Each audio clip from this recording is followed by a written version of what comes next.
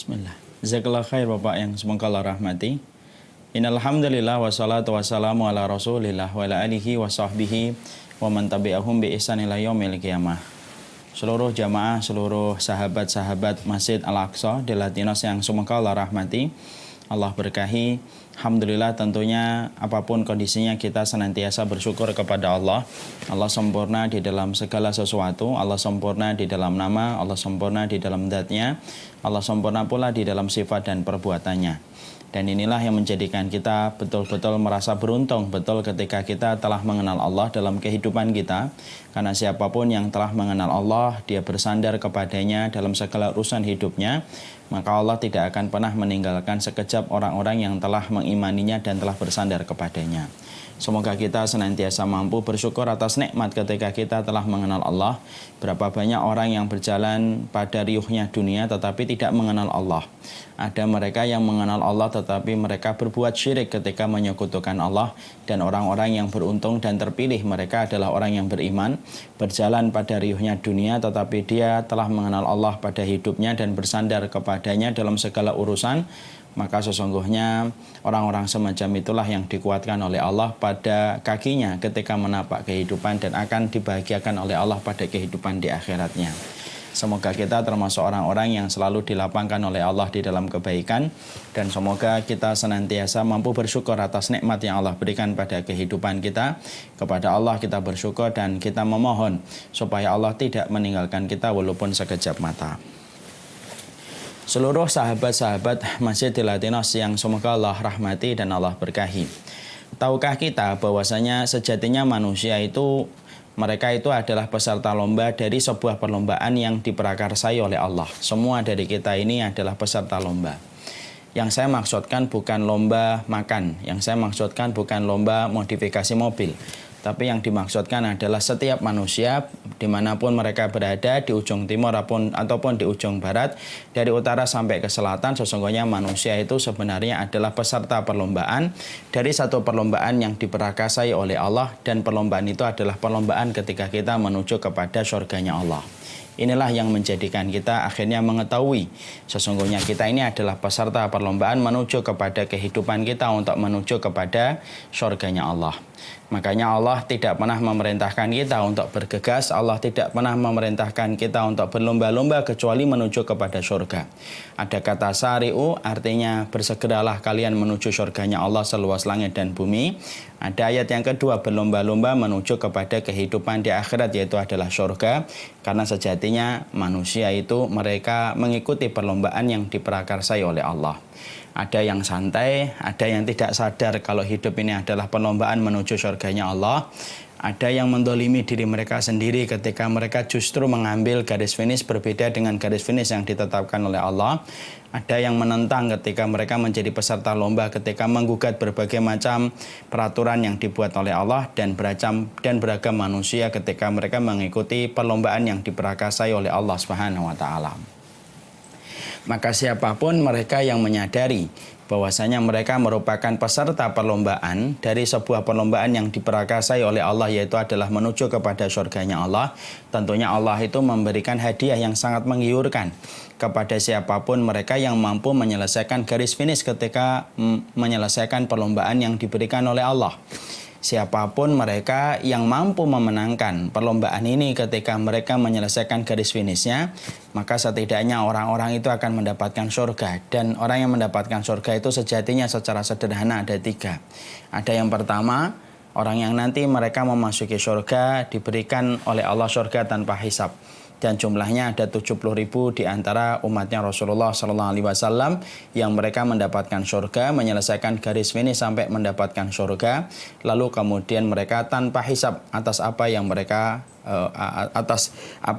lakukan ketika di dunia, ketika bertawakal kepada Allah, ketika mereka tidak pernah merasa sial terhadap apa yang mereka jumpai dan mereka hanya bersandar kepada Allah dan tidak pernah minta diruqyah. Itulah ciri-ciri mereka yang menang perlombaan ketika mereka masuk pada 70.000 orang yang masuk surga tanpa hisab. Ada juara kedua, yaitu adalah mereka mendapatkan surga tetapi dihisab, tapi hisabnya ringan. Fasawfa yuhasabu hisaban yasira. Mereka itu dihisab dengan hisab yang ringan atas perlombaan yang mereka ikuti, atas perlombaan yang mereka dapatkan. Akhirnya mereka mendapatkan kemenangan, tetapi tidak sebagaimana juara yang pertama. Mereka tetap dihisap, tapi hisapnya itu ringan. Dosa-dosa yang telah diampuni Allah perlihatkan, kemudian Allah hapuskan, menjadikan mereka tidak banyak ditanya, tidak banyak diinterogasi dalam pengadilan Allah, supaya mereka memasuki surga tanpa melewati interogasi yang berbelit-belit dengan hisap yang panjang, dan itu hakikat juara yang kedua. Ada yang ketiga, yaitu adalah orang yang mengikuti perlombaan yang diperakasai oleh Allah menuju kepada surganya. Yang ketiga, mereka mendapatkan hisab yang berat. Ada yang berakhir ke neraka terlebih dahulu untuk menebus dosanya ketika lebih banyak daripada kebaikannya. Tapi akhirnya mereka akan mendapatkan surga selama mereka beriman dan tidak berbuat syirik, tidak berbuat kufur, dan tidak berbuat nifak. Dan ini merupakan hadiah bertingkat-tingkat yang Allah berikan kepada siapapun yang menyadari hidup ini adalah perlombaan kita menuju kepada surganya Allah. Makanya maaf ya, ada sebuah kata-kata emas, quote emas dari seorang Hasan Al-Basri. Sampai beliau itu berkata, kalau kamu mendapati ada temanmu, ada sahabatmu mengungguli kamu dalam urusan materi dan dunia, katakanlah kepada dirimu, saya akan mengungguli dia, saya akan mendahului dia dalam urusan akhirat. Kenapa? Karena pada urusan surga, disinilah kita ini berlomba-lomba yang sejatinya dia itu akan kita datangi dan kita akan jumpai. Adapun urusan dunia tidak usah berlomba-lomba. Siapapun yang menang dengan urusan dunia, dunia itu akan pasti dia tinggalkan. Jadi kalau ada teman SD kita hari ini punya perusahaan dan lebih mengungguli kita daripada urusan dunia, santai. Karena sesungguhnya dunia yang dia genggam sekalipun, pada dasarnya ketika meninggal dunia bekalnya pun sama dengan kita, yaitu bekal amal salih. Rumahnya pun sama dengan rumah kita, yaitu 2x1 di liang lahat kita. Karena orang yang mengungguli kita dalam urusan dunia, sejatinya dunia akan dia tinggalkan dan tidak bisa menjadi pride, kebanggaan ketika dalam urusan di akhirat. Makanya ketika ada yang mengungguli kita dalam urusan dunia, maka katakanlah kepada diri kita, saya akan mengungguli dia dalam urusan akhirat. Karena apa? Urusan akhirat itulah kita berlomba-lomba, karena sejatinya pada urusan akhirat itulah kita memiliki kebanggaan. Pada urusan akhirat itulah ketika kita nanti akan mendatangi urusan kehidupan setelah kematian kita, yaitu kehidupan barzah dan kehidupan kita di akhirat. Makanya inilah yang menjadikan akhirnya kita memahami sesungguhnya berlomba-lomba menuju kepada surganya Allah merupakan perlombaan yang diperakasai oleh Allah. Dan kita menjadi pesertanya. Ada yang menyadari perlombaan itu, ada yang tidak menyadari, ada yang lalai ketika mereka tidak menyadari adanya perlombaan tersebut, ada yang membantah, ada yang membangkang, ada yang justru mengambil rute yang tidak sama dengan rute yang ditetapkan oleh Allah. Beragam manusia. Dan semoga kita termasuk orang yang sadar. Kita ini peserta perlombaan yang diperakasai oleh Allah untuk memenangkan apa yang dijanjikan oleh Allah, yaitu adalah surga dan dijauhkan dari neraka. Setelah kita memahami bahwasanya kita ini adalah peserta perlombaan, maka layaknya maraton itu orang yang mampu menyelesaikan 42 km tentunya tidak bisa langsung menyelesaikan finish 42 km. Saya sering sekali mengamati dan melihat orang-orang yang menyelesaikan maraton itu ternyata latihannya tidak mudah. Dari latihan lari 1 kilo, naik 2 kilo, naik 3 kilo, naik 10 kilo, terus berjenjang. Sampai akhirnya naik 10 kilo, naik 15 kilo, 20 kilo, akhirnya 42 kilometer. Hanya untuk menyelesaikan perlombaan lari kilometer 42 dan akhirnya membuat kita bangga ketika kita mampu menyelesaikan treknya sesuai dengan waktu yang ditentukan. Masya Allah, dan kita menyadari latihannya dan latihannya itu ternyata tidak ringan. Hanya untuk menyelesaikan garis finish lari 42 km, maka sejatinya itu merupakan permisalan, itu merupakan analogi. Maka sama menyelesaikan perlombaan yang Allah gelar dan Allah prakarsai dalam kehidupan kita ketika kita diberikan perlombaan menuju kepada surganya Allah, maka ini pun harus dirutinkan dengan semua latihan. Karena apa? Sungguh wallahi, menyelesaikan lari 42 km saja engkau membutuhkan latihan yang kontinu dan konsisten supaya kamu terlatih ototnya, terlatih kakinya sampai bisa menyelesaikan lari 42 km dan membuat kamu bangga ketika kamu termasuk orang yang finish pada garis finish itu. Wallahi, surga itu jauh lebih membutuhkan latihan, jauh lebih membutuhkan konsistensi supaya betul-betul kaki kita tidak tertahan untuk terus menuju kepada garis akhir yang telah ditentukan oleh Allah. Makanya terdapat perkataan Imam Syafi'i yang begitu indah. berlarilah ketika menuju kepada surga. Kalau kamu tidak mampu berlarilah, kalau kamu tidak mampu berlari, jalanlah yang cepat menuju kepada surganya Allah. Kamu tidak mampu lari, tidak mampu jalan cepat, maka berjalanlah menuju kepada Allah. Kalau kamu tidak mampu berjalan, maka merangkaklah kamu menuju kepada Allah. Kalau kamu tidak mampu merangkak, apapun lakukan supaya kamu sampai kepada garis yang ditentukan oleh Allah menjadi akhir dari perlombaan yang Allah gelar dalam kehidupan kita, yaitu menuju kepada ridho dan menuju kepada surganya Allah. Dan inilah yang menjadikan akhirnya kita memahami kenapa kita membahas buku 175 Jalan ke Surga. Ini latihan kita supaya kita tahu apa saja rute yang kita harus selesaikan, tahapan-tahapan dan ujian-ujian yang kita harus selesaikan pada setiap perjalanan kita menuju kepada perlombaan yang digelar oleh Allah, supaya ketika kita mempelajari ini kita akhirnya terang jalan kita menuju kepada ridho dan surganya Allah Subhanahu wa taala. Dan inilah yang menjadikan kita memahami betapa besarnya keutamaan ketika kita mengkaji seluruh persoalan yang berkaitan tentang hal yang bisa menghantarkan kita kepada surganya Allah Subhanahu wa taala. Kemarin kita telah mempelajari yaitu halaman yang ke-9, yang ke-8 dan ke-9.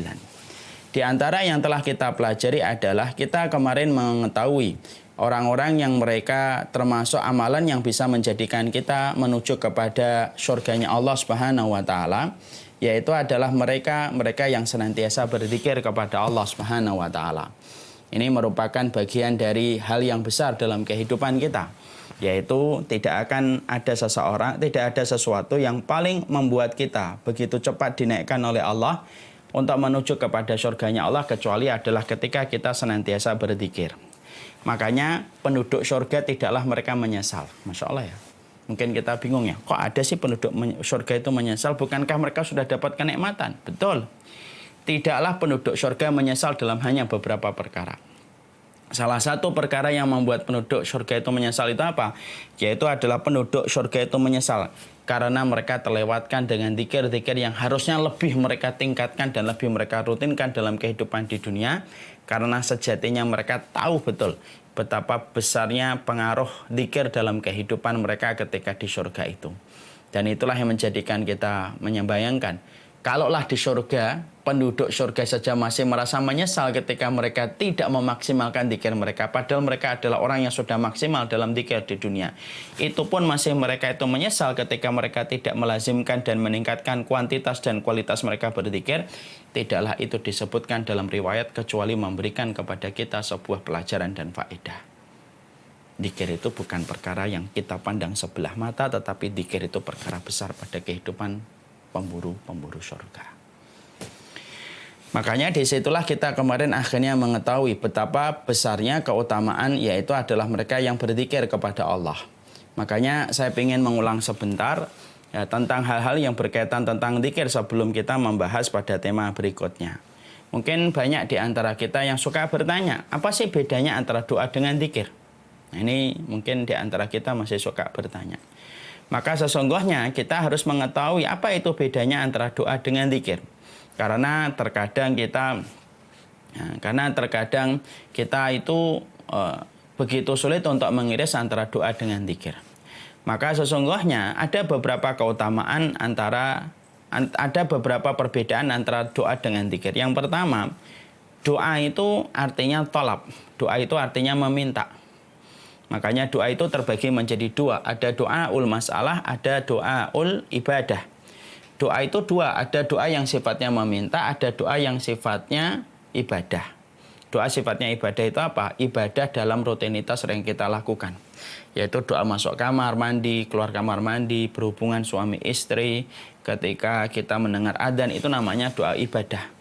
Ada doa yang kedua yang disebut dengan doaul masalah, yaitu ketika kita meminta kepada Allah Subhanahu wa taala, itu yang disebut dengan doaul masalah.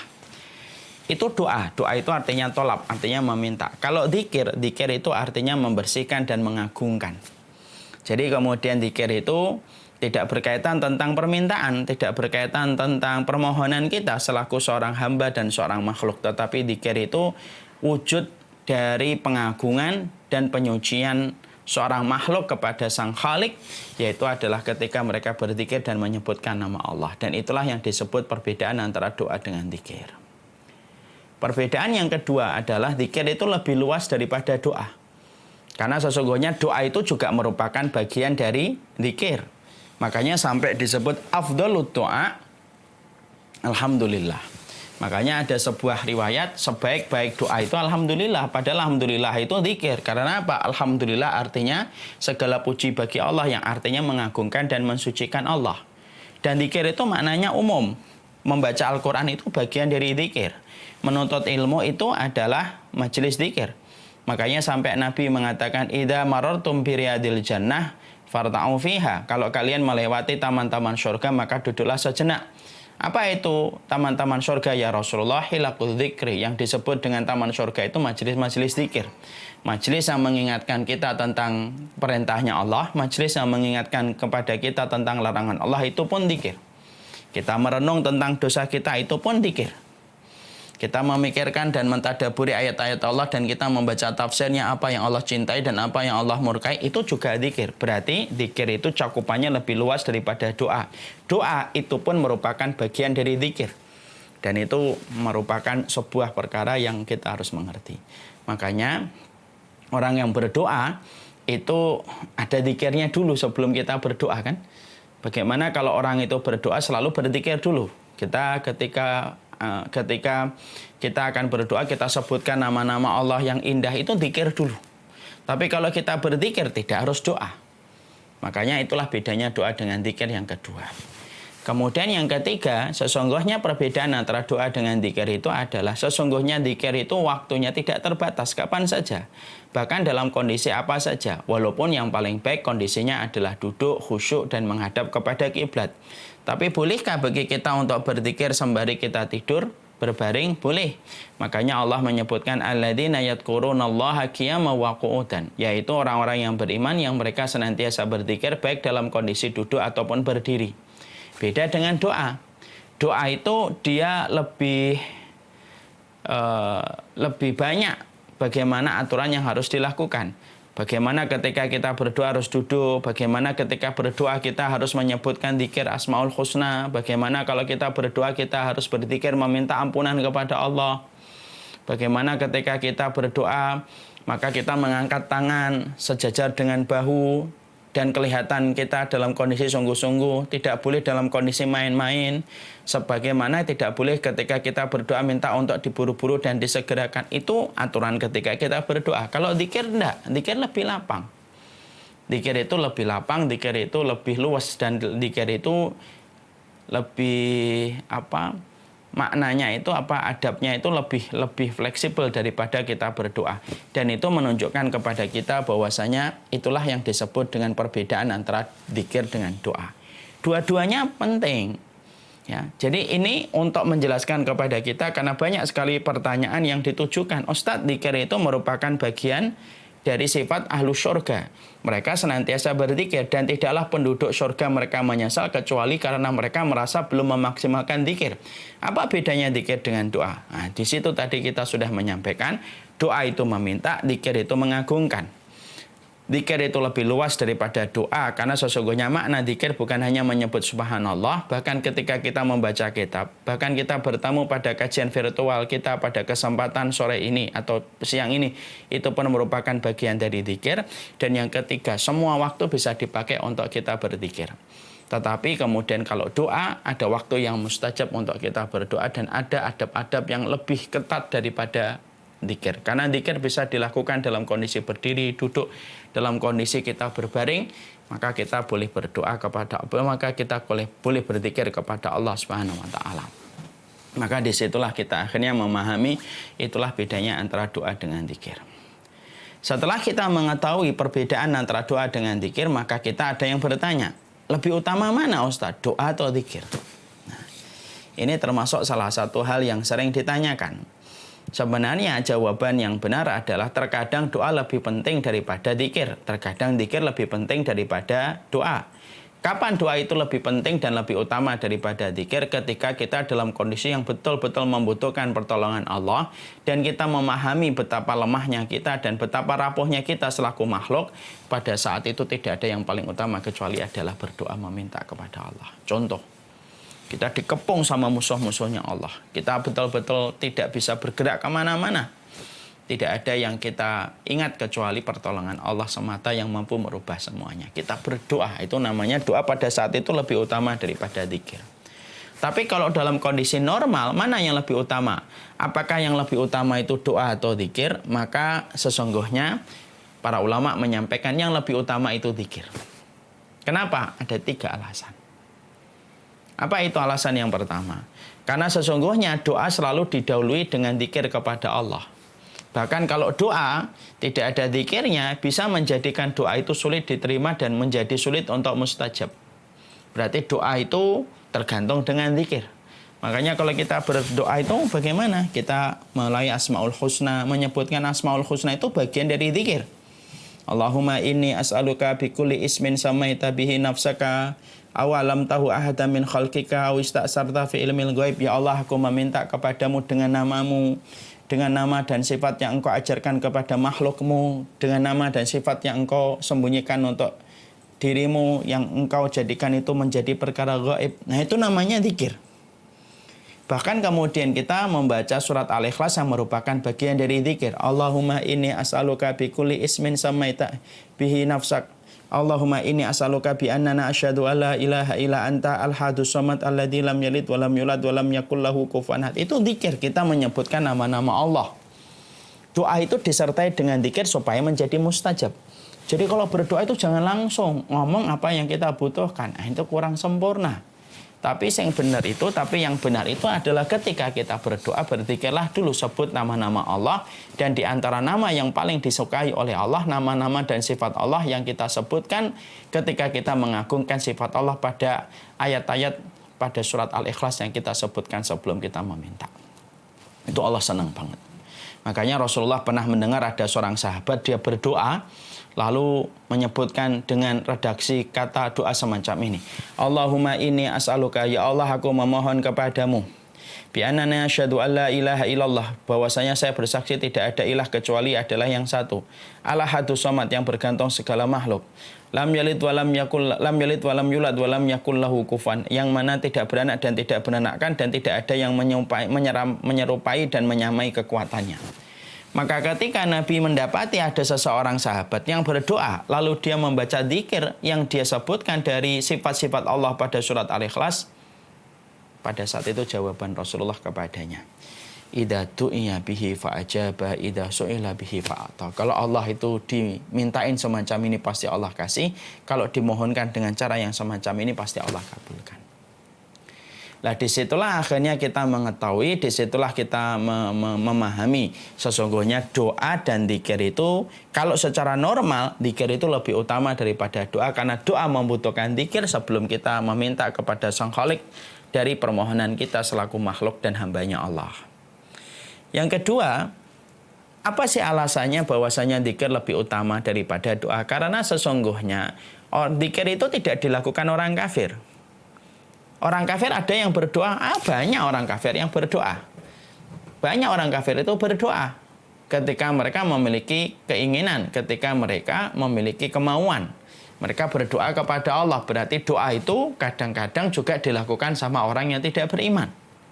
Beda dengan zikir. Zikir itu khusus hanya untuk orang yang beriman.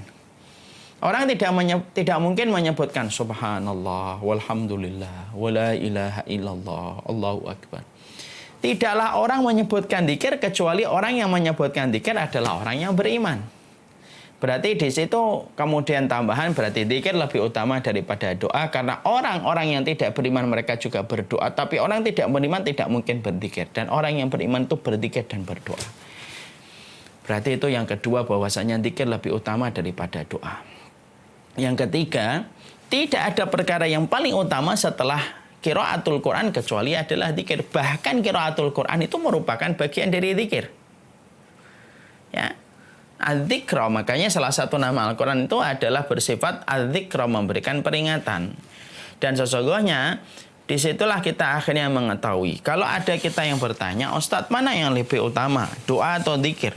Maka ketika dalam kondisi genting, dalam kondisi darurat, maka tidak ada yang paling utama kecuali adalah doa. Tapi ketika dalam kondisi normal, beberapa ulama menyampaikan sesungguhnya zikir lebih utama daripada doa. Kenapa? Karena doa membutuhkan zikir sebelum kita meminta kepada Allah. Doa itu diucapkan orang kafir dan orang beriman. Adapun zikir hanya orang yang beriman. Dan yang ketiga, Quran yang merupakan sesuatu yang paling besar pun di dalamnya adalah zikir-zikir kita, atau kamu itu pun merupakan bagian dari zikirnya kita kepada Allah Subhanahu wa taala. Jadi itu semakin menunjukkan kepada kita penduduk surga, pemburu surga, mereka itu yang senantiasa berzikir, berdoa, berzikir, berdoa karena keutamaan yang besar. Dan sesungguhnya surga itu paling senang, surga itu paling ridho ketika hamba-hamba yang menjadi pemburunya. Pemburu-pemburu surga adalah pemburu yang mereka senantiasa membasahi lisan mereka untuk berzikir kepada Allah karena keutamaan yang dimiliki oleh zikir itu sangatlah besar di sisi Allah. Setelah kita mengetahui tentang perbedaan antara zikir dengan doa, maka kita harus paham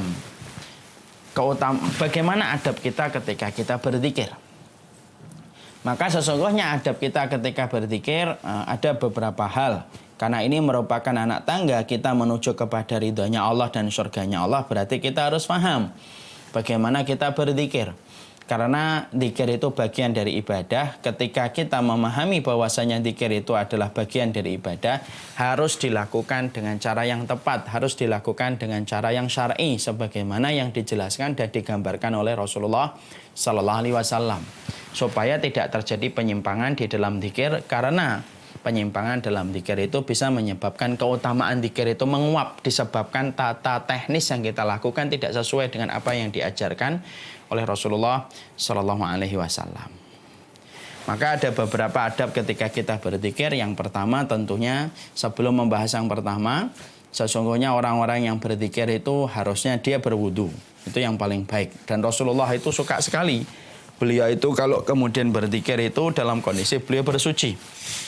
Mana salah satu dalilnya? Salah satu dalilnya Rasulullah SAW pernah dalam kondisi lagi diberikan salam, beliau sedang wudhu, lalu beliau tidak menjawab salam itu. Setelah beliau selesaikan wudhunya, baru beliau menjawab salam tersebut. Lalu beliau memberitahu kepada sahabat tadi, sebenarnya saya itu bukan tidak mau menjawab salammu, tetapi saya tidak terlalu suka kalau menjawab salammu yang merupakan bagian zikir kecuali saya bersuci dulu. Maka itulah yang menunjukkan kepada kita diutamakan ketika kita bersuci, karena bersuci itu keutamaannya besar betul. Allah itu mencari orang yang bersuci. Dan Allah mencintai orang bersuci lebih banyak daripada mereka yang tidak bersuci. Ya. Maka kemudian menghadap ke kiblat. Nah, itu tentunya teknis bagaimana memposisikan fisik ketika kita berzikir. Setelah kita mengetahui adab-adab fisik sebelum kita berzikir, maka ada tambahan-tambahan kembali. Yang pertama, merendahkan diri.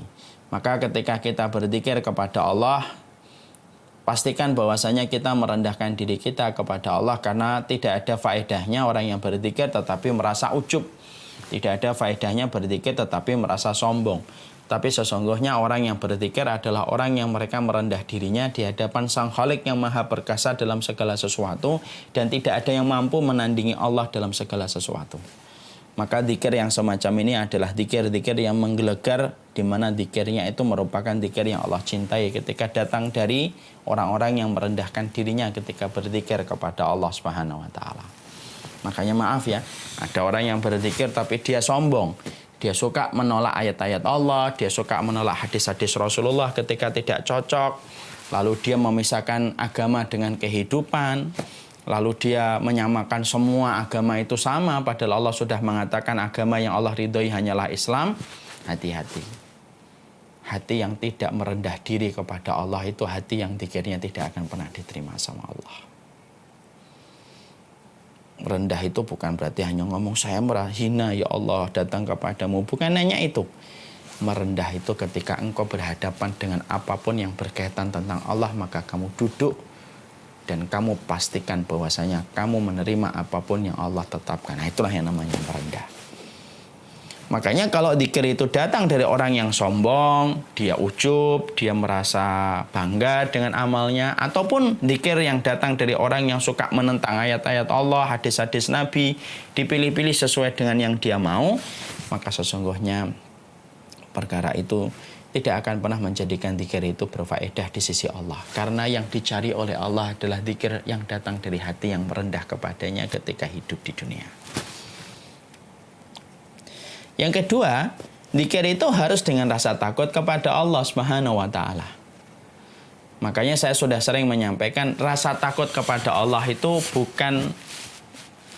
merupakan bagian dari hadiah Allah. Orang itu tidak mungkin bisa memiliki rasa takut kecuali Allah inginkan hatinya dalam kondisi baik. Makanya salah satu tanda orang yang ikhlas itu siapa? Orang-orang yang mereka banyak beribadah tetapi hatinya justru bertambah takut kepada Allah dan adabnya Allah. Justru malah dia tidak merasa bangga dengan banyaknya amal. Makanya pada surat Al-Mu'minun ayat 60 disebutkan, ya, waladina yu'tuna ma ataw wa qulubuhum wajillatun annahum ila rabbihim rajiun. Sesungguhnya orang-orang yang mendermakan hartanya, hati mereka ketakutan bahwasanya mereka akan kembali kepada Allah. Kenapa pada ayat ini disebutkan orang yang bersedekah itu ketakutan kepada Allah? Karena setiap ketaatan yang diterima oleh Allah akan dijadikan hati orang yang diterima amalnya, hatinya ketakutan kepada Allah. Dan ketika takut itulah dia akan terus mendekat kepada Allah. Karena takut kepada Allah itu hadiah, apa efeknya, apa impactnya dari takut kepada Allah? Orang yang takut kepada Allah akan mendekat kepada Allah. Beda dengan kita ketika takut kepada makhluk. Orang kalau takut kepada makhluk semakin dia menjauh dari Allah. Maka disitulah kita akhirnya memahami. Dzikir itu yang kedua harus dalam kondisi kita ketakutan kepada Allah. Marhaban bima fi qalbihi khaufun wa khasyah. Selamat datang orang-orang yang mereka itu hatinya dalam kondisi takut dan bergetar kepada Allah. Dzikirnya itu luar biasa. Dan takut kepada Allah itu hadiah indah dari Allah. Orang yang takut kepada Allah dzikirnya nangis gitu. Orang takut kepada Allah akan terus membayangkan dirinya tidak berkualitas sampai terus dia menambah amal dan tidak pernah merasa cukup. Dan betapa beruntungnya mereka yang hatinya ketakutan ketika Allah memilih hati yang takut. Hati yang takut itu akan mengambil jalan lebih cepat menuju surganya Allah. Orang yang takut macet, maka dia akan bergegas lebih pagi berangkat ke kantornya. Orang yang takut rugi, dia akan cepat memikirkan inovasi dan strategi bagaimana investasinya itu diterima, bagaimana investasinya itu sukses. Orang yang takut kepada Allah, maka dia akan mengambil perjalanan pagi, dan orang yang mengambil perjalanan pagi maka dia lebih cepat sampai kepada tujuan, yaitu adalah surga. Yang ketiga, yang paling afdal di dalam kita berzikir itu rendahkan suaramu. Makanya ud'u rabbakum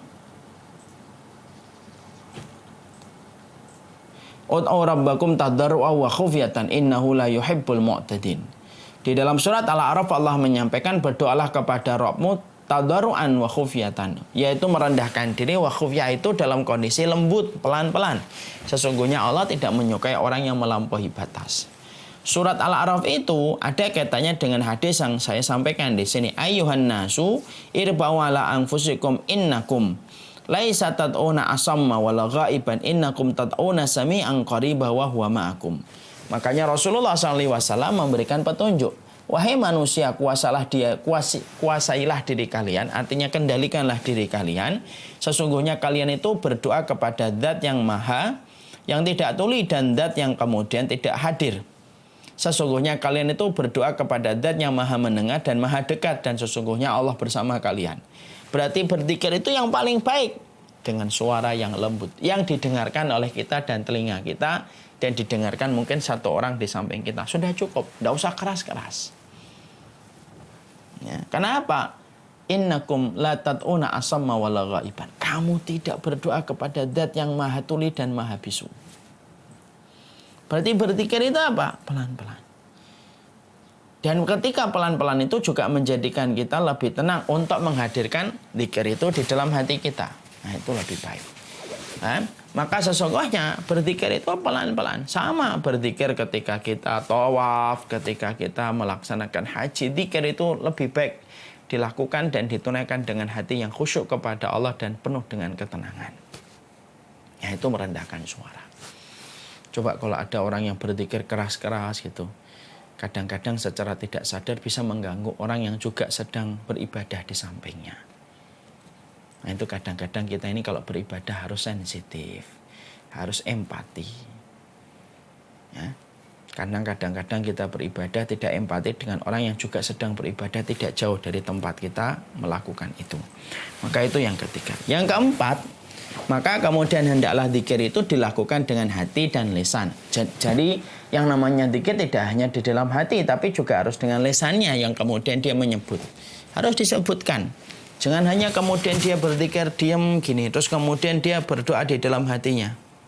Subhanallah, walhamdulillah. Tapi di hatinya tidak diucapkan dengan lisan. Makanya kemudian Rasulullah SAW menyampaikan sesungguhnya sebaik-baik itu adalah ketika membasahi lisan kita dengan zikir kepada Allah. Berarti zikir itu bukan datang dari hati, tapi zikir itu sejatinya harus dengan lisan kita. Kemudian zikir itu memiliki waktu yang baik, yaitu di waktu pagi dan sore. Makanya Allah menyebutkan waktu pagi dan sore merupakan waktu yang paling utama untuk kita berzikir. Pagi itu selepas kita melaksanakan sholat subuh sampai kita mendapati syuruk. Nah itu di situ ada zikir-zikir pagi. Sore dari habis asar sampai tenggelamnya matahari. Maka itu merupakan waktu utama bagi kita berzikir.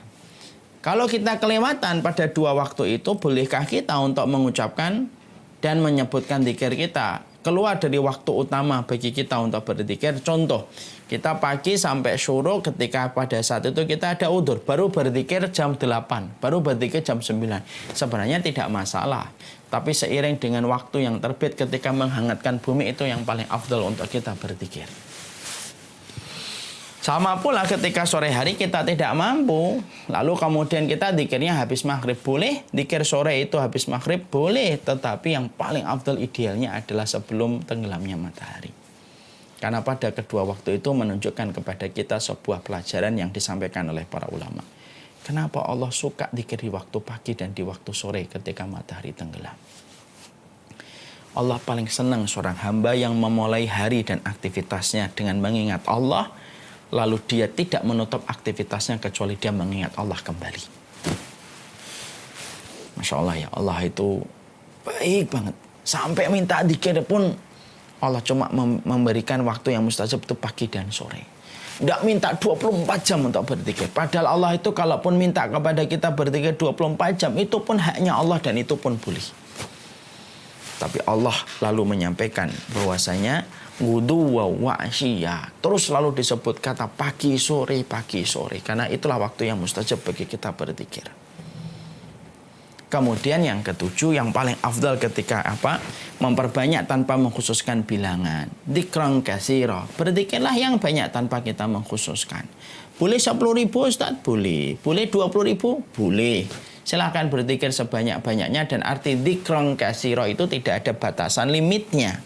Selama kita mampu, berzikirlah kepada Allah dengan hati yang merendah, dengan hati yang merasa hina, lalu meminta kepada Allah, yaitu memuji kepada Allah sebenar-benarnya, maka sesungguhnya memperbanyak tanpa menyebutkan bilangan-bilangan khususnya. Kemudian yang ketujuh, paling afdal itu dengan tangan yang menghitungnya. Makanya kalau kemudian dengan tangan ketika menghitungnya itu jauh lebih afdal, itu jauh lebih utama. Makanya kemudian tangan-tangan ini nanti akan bersaksi kepada Allah atas apa yang kita lakukan ketika kita berzikir dan menyebutkan zikir itu di tangan kita. Lebih afdal. Ya, maka cara kita berzikir menghitungnya ada dua. Al-liqa' bainan nu'umah wal bananah, yaitu mempertemukan an-nu'umah wal bananah, begini. Namanya jadi begini. Dan kemudian kalau kita berzikir yaqidu biyaminihi. Kata dalam satu riwayat Rasulullah itu kalau berzikir itu menghitung dengan jarinya dan dengan kanannya, tidak menggunakan kiri. Jadi istirahatkan yang kiri. Kenapa? Kiri itu identik dengan sesuatu yang buruk. Makanya setan makan dengan tangan kiri, setan mendahulukan yang kiri, itu setan. Makanya berzikir itu menyelisihi apa yang menjadi favoritnya syaitan. Ketika favoritnya syaitan itu adalah kiri, maka kita mendahulukan yang kanan. Maka berzikir itu ada dua, ada begini atau menghitung di antara ruasnya. Subhanallah wa bihamdih. Subhanallah wa bihamdih. Subhanallah wa bihamdih. Subhanallah wa bihamdih. Subhanallah wa bihamdih. Subhanallah wa bihamdih. Subhanallah wa bihamdih. Subhanallah wa bihamdih. Subhanallah wa bihamdih. Subhanallah wa bihamdih. Maka ini lebih baik. Bagaimana dengan alat? Nah, terjadi perbedaan para ulama. Ada yang mengatakan boleh, ada yang mengatakan tidak boleh. Tapi di antara perbedaan itu saya lebih cenderung untuk kemudian dengan tangan kita itu jauh lebih baik supaya tangan kita nanti akan menjadi saksi di hadapan Allah. Ngitungnya susah, Ustaz. Kenapa kita harus pakai perhitungan sampai sedetail itu? Ya kalau lebih ya enggak apa-apa toh. Misalkan subhanallah wa bihamdih itu diucapkan 100 kali akan mengampuni dosa kita. Kalau kita tidak pakai alat nanti susah itu. Loh, kalaupun lebih itu kan lebih baik. Jangan suka termasuk sebagai muslim yang suka meributkan atau suka sekali menyebutkan batas minimnya tok tapi kemudian tidak mau maksimal. Contoh zakat. Zakat itu 2,5%, itu kan limit minimalnya. Kalau kita mau 5%, ya tentu lebih baik. Mau 10%, jauh lebih baik lagi. Mau 50%, oh itu lebih baik lagi. Tapi kadang-kadang kita hanya fokus di 2,5%-nya. Subhanallah wa bihamdi, itu yang bisa menggugurkan dosa 100-nya. Tapi kalau lebih ya silahkan, itu lebih baik. Maka itu dengan tangan kanan, maka itu tangan itu nanti akan bersaksi di hadapan Allah Subhanahu wa taala. Dan itu menunjukkan kepada kita, itulah keutamaan mereka yang berzikir kepada Allah. Dijaga oleh Allah, diberikan kebaikan oleh Allah, dan banyak hal yang lainnya yang sudah kita jelaskan pada pertemuan kita sebelumnya. Saya cuma menambahi beberapa poin. Apa bedanya doa dengan zikir, mana yang lebih utama doa dengan zikir, dan apa adab yang harus kita lakukan ketika kita berzikir kepada Allah. Sekarang mari kita buka halaman 56. Halaman 56 ini adalah keutamaan berkasih sayang. Sebelum kita menjelaskan tentang keutamaan berkasih sayang, kita lihat dulu video yang ada di layar.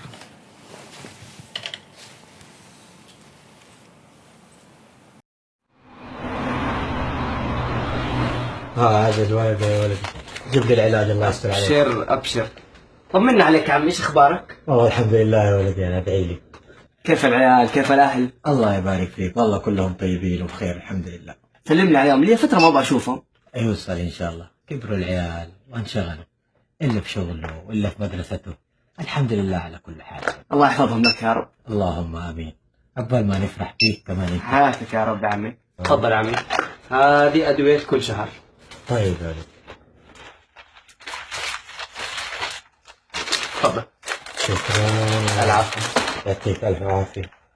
وهذه ال50 ريال حقت العلاج. خلي يا عمي خلي. لا يا ولدي هذه حقت المحل، انت ايش لك؟ شكرا يا ولد، الله يعافيك يا عمي. طيب يا عمي، قدامك العافيه يا رب. الله يعافيك ان شاء الله، يكفيك شر المرض. امين يا رب. يلا سلام. طمنا عليك. ان شاء الله يا ولدي. مع السلامه يا عمي. مع السلامه.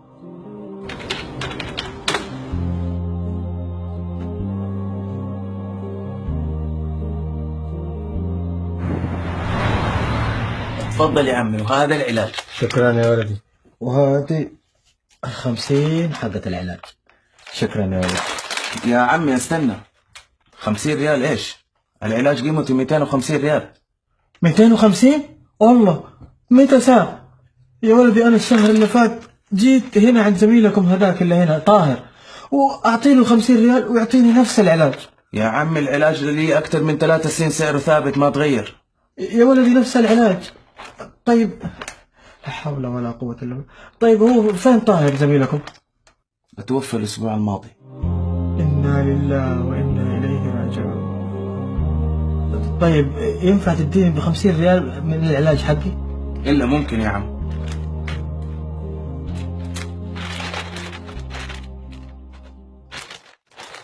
تفضل. شكرا يا ولدي. السلام عليكم. وعليكم السلام ورحمة الله. على فكرة يا دكتور، ترى الرجال ده صادق، كان يدفع 50 ريال بس للعلاج. كيف؟ كان طاهر يكمل ال200 الباقية. ما أجمل أن ننفق مالا لمعونة أهل الإسلام، فنعين مريضا في سقم تغزوه جيوش الآلام.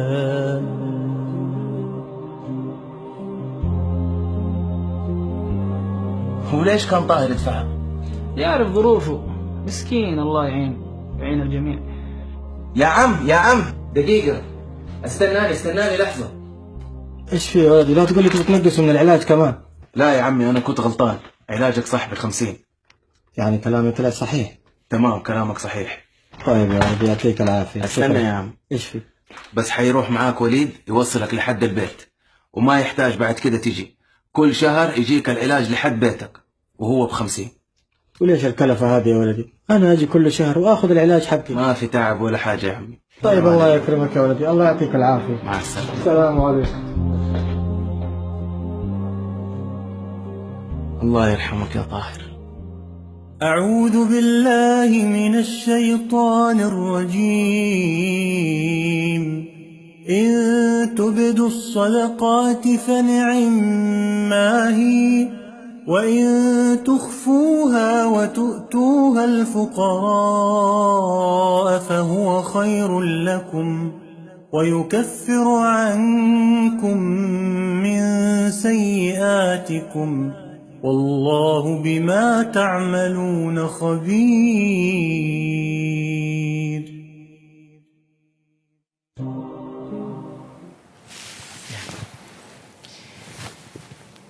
Video tadi merupakan sejatinya fragmen orang-orang solih ketika mereka memperlihatkan kepada kita betapa dahsyatnya kekuatan saling mencintai dan saling menyayangi yang ditambatkan semata-mata karena Allah Subhanahu wa Ta'ala. Saya tahu betul bahwasanya ini memang fragmen yang memang dibuat, bukan real yang kita dapatkan dari CCTV. Tapi ada pelajaran besar untuk menggugah hati kita bahwasanya salah satu sifat orang-orang yang menjadi pemburu surga adalah mereka yang terus menebarkan kebaikan dan tidak pernah bosan untuk menebarkan kebaikan pada hidupnya. Makanya pada pembahasan 175 jalan ke surga, kita mendapati bahwasanya surga itu dipenuhi sama mereka yang selalu berkasih sayang. Makanya sampai Rasulullah SAW menyampaikan ar-rahimuna yarhamuhumur rahman, irhamu man fil ardi yarhamukum man fis sama. Maka Rasulullah SAW dalam hadis riwayat Tirmidzi menyebutkan orang-orang yang penuh kasih sayang itu selalu dikasih oleh Ar-Rahman yang maha kasih sayang. Kasihanilah orang-orang di atas muka bumi supaya menyayangi kamu orang, yaitu makhluk-makhluk yang ada di atas langit. Maka Rasulullah kemudian mengatakan ma la yarham la yurham. Sesungguhnya orang yang tidak berkasih sayang tidak akan pernah dia mendapatkan kasih sayang. Inilah sebenarnya fondasi penting di dalam kehidupan agama kita, yaitu adalah saling menyayangi di antara sesama muslim. Karena salah satu di antara penduduk surga itu adalah mereka-mereka yang senantiasa memperlihatkan kasih sayangnya. Karena memperlihatkan kasih sayang itu selalu meninggalkan jejak kebaikan yang tidak mudah terhapus ketika kita telah meninggal dunia.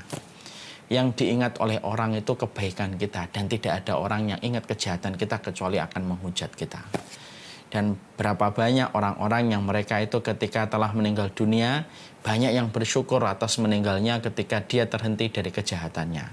Dan berapa banyak di antara orang di sekitar kita yang meninggal dunia membuat kita tersedih, membuat kita terisak dalam tangis-tangis yang panjang. Karena yang kita ingat adalah kebaikan-kebaikannya yang dia lakukan dan dia goreskan kepada kita sepanjang hidupnya. Makanya orang ketika menjadi pemburu surga, maka sesungguhnya dia harus memiliki sifat ar-rahama, dia memiliki sifat kasih sayang. Karena sesungguhnya kasih sayang itu merupakan salah satu sifat yang menempel, identik dengan kondisi para penduduk surga. Siapapun hari ini yang mereka sedang memperbaiki kondisi jalannya menuju kepada surganya Allah, perhatikan seberapa kasih sayang yang tumbuh pada hati kita. Muslim itu tidak mencela, Muslim itu tidak menghujat, Muslim itu tidak empatis, Muslim itu bukan tidak punya empati, tapi Muslim justru sebaliknya. Muslim itu penyayang, Muslim itu yang lembut perkataannya, Muslim itu adalah yang mengasihi. Sebagaimana Ar-Rahman itu memberikan contoh mengasihi kepada kehidupan kita. Allah itu ketika mencintai kita, memberikan kasih sayang kepada kita, Masya Allah, tidak terhingga. Berapa banyak di antara kita yang berdosa masih Allah tunggu supaya kita bertobat dari dosanya. Bahkan ketika kita berdosa, orang yang melihat dosa kita pun disuruh nutup sama Allah. Padahal sejatinya kalau dia melihat kita berdosa, kita ini sedang durhaka kepadanya. Tapi justru Allah yang kita sedang durhaka menyuruh dia yang melihat dosa kita untuk menutupi dosa kita. Kalau ada orang yang berbuat dosa, kemudian kita mencelanya, menghujatnya, maka kemudian Allah akan menguji kita dengan dosa yang sama. Karena Allah tahu bahwasanya bisa jadi ada orang yang dicela, tapi bisa jadi yang dicela lebih baik daripada yang mencela. Itulah betapa baiknya Allah pada kehidupan kita. Allah ngasih kenikmatan terus pada kehidupan kita, walaupun kita terus mengganti setiap kenikmatan itu dengan kemaksiatan, menunjukkan kasih sayang Allah itu tidak terbatas. Dan inilah yang menjadikan kita memahami.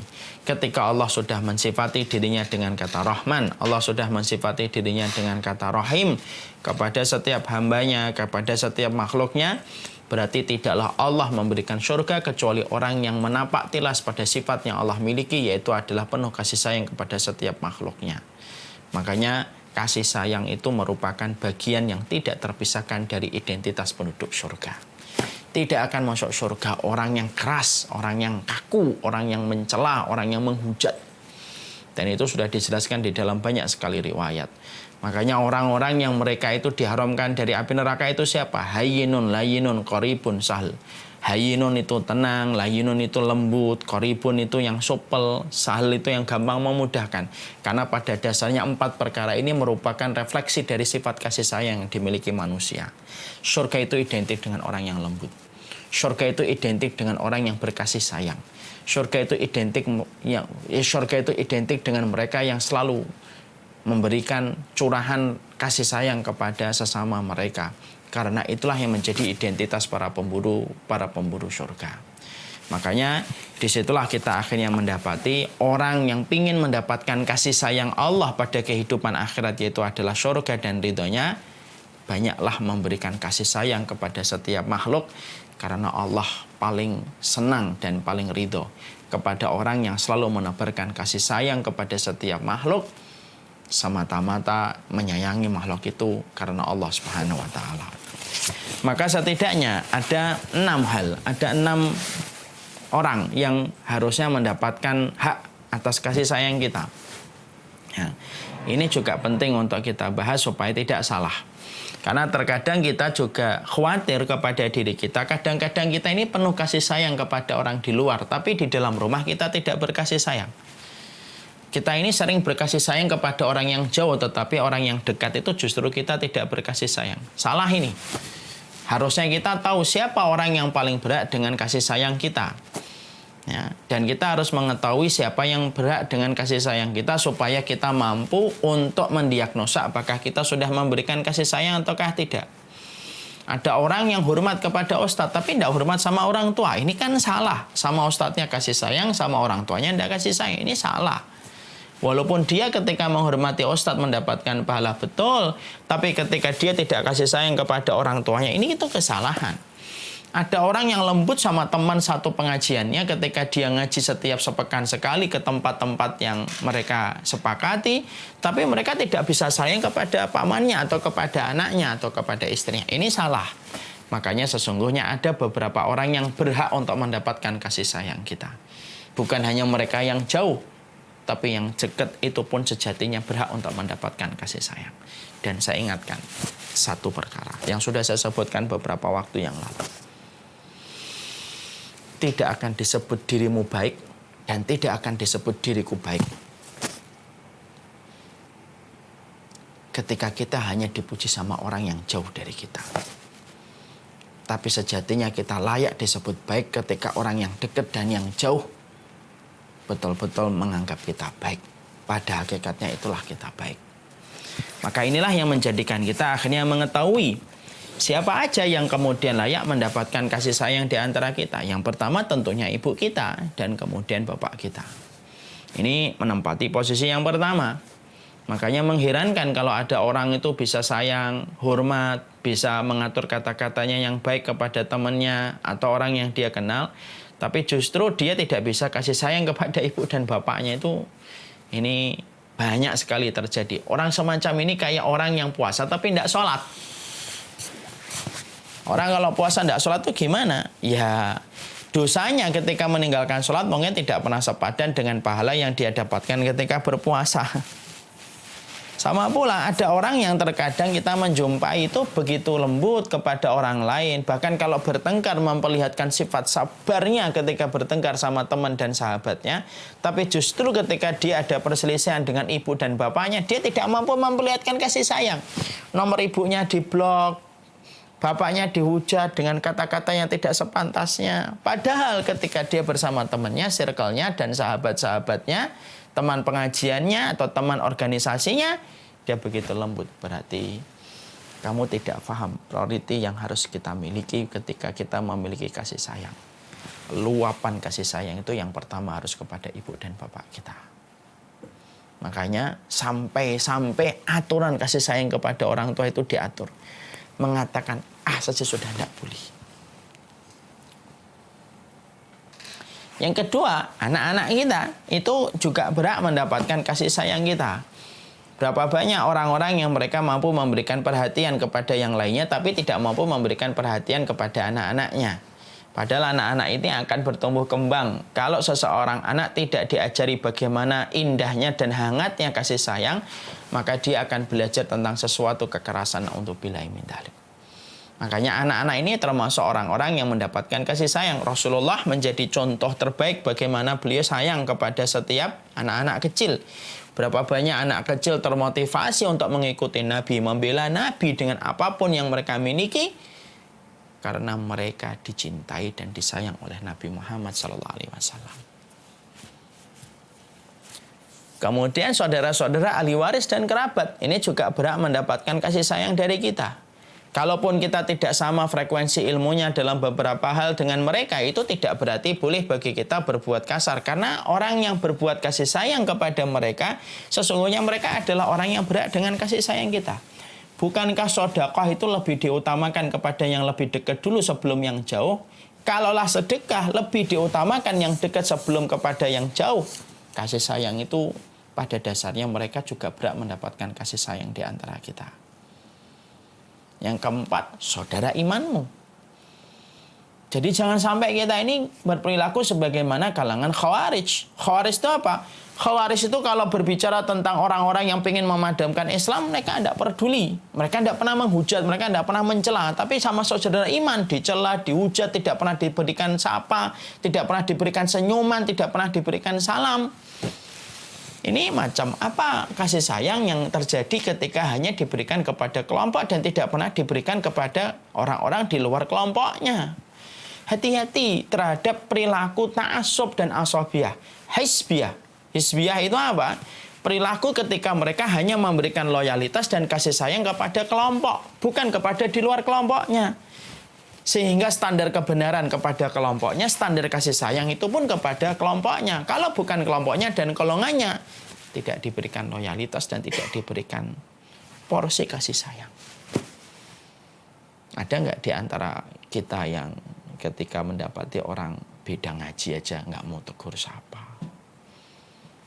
Padahal Rasulullah SAW itu berkata, salah satu penduduk surga itu adalah laki-laki yang penuh kasih sayang, kelembutan kepada saudara-saudara muslim dan karib kerabat. Nah, sekarang itu enggak.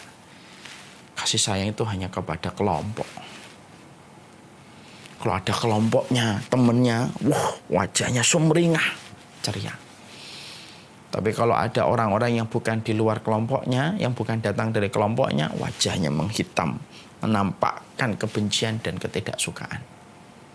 Na'udzubillah min dzalik, tentunya semoga kita tidak semacam itu. Yang kelima, tetangga kita. Tetangga kita itu paling berhak mendapatkan kasih sayang hatta walaupun mereka tidak beriman. CCTV terbaik itu adalah tetangga kita. Nah, ini saya pernah melihat satu iklan bagus. Makanya akhirnya saya paham kenapa Rasulullah itu memberikan wasiat kepada kita untuk terus berbuat kepada tetangga. Sampai ada seorang sahabat itu berkata, saking seringnya Nabi berwasiat kepada kami supaya kami berbuat baik kepada tetangga, sampai aku menyangka jangan-jangan tetanggaku nanti akan menjadi ahli warisku. Masya Allah. Nah, ini ada sebuah iklan yang bagus ini, tapi bagus untuk diambil pelajaran.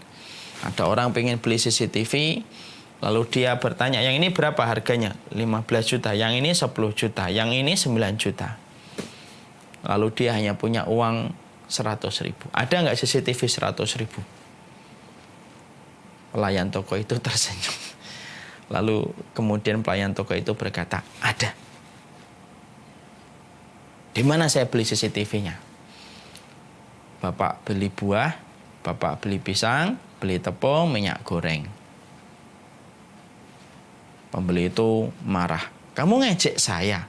Saya pengen beli CCTV. Kenapa kamu malah justru menyuruh saya beli pisang goreng, tepung, minyak goreng? Apa maksud perkataanmu? Maka penjaga toko itu berkata, gorenglah pisang goreng. Lalu kemudian dari pisang goreng itu berikanlah kepada tetanggamu. Tetangga kita itu CCTV terbaik untuk kita, karena mereka tidak akan pernah ridho mendapati kita mendapatkan satu kejahatan kalau mereka sudah jatuh hatinya kepada kita disebabkan kasih sayang yang kita berikan kepada mereka, walaupun sebentuk pisang goreng yang kita bagikan untuk mereka. Masya Allah. Kena ya. Nah, disitulah akhirnya kita paham tetanggamu itu merupakan orang yang berhak dengan kebaikan kita.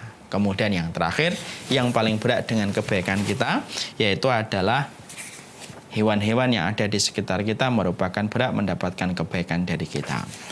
Wallahu a'lam bishawab. Itulah yang disebutkan oleh para ulama.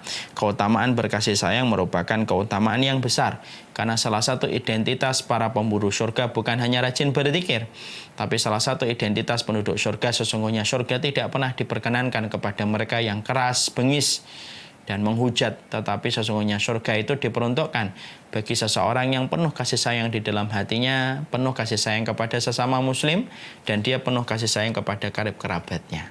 Semoga Allah merahmati dan menghidupkan kasih sayang pada hati kita dan menghiasi kasih sayang itu pada jiwa kita, karena surga lebih dekat kepada mereka yang penuh kasih sayang pada hati dan jiwanya. Barakallahu fikum, ini yang dapat kita sampaikan. Yang ke-11, haknya Allah untuk meridhai pada hari kiamat. Ini apa sih Ustadz? Saksikan pada kajian kita berikutnya. Insya Allah kita akan membahas nomor 11. Semoga Allah merahmati kita dan memberkahi kita. Subhanakallahumma wa bihamdika. Saya kira cukup pengajian kita pada kesempatan siang ini. Saya berikan waktu kembali kepada Abu Rakilah.